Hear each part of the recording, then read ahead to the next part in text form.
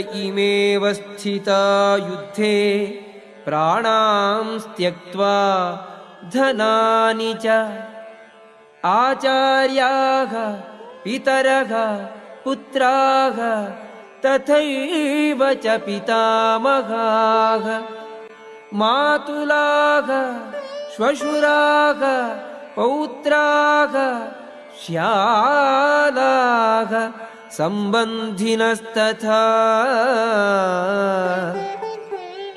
एतान्न हन्तुमिच्छामि घ्नतोऽपि Madhusudan.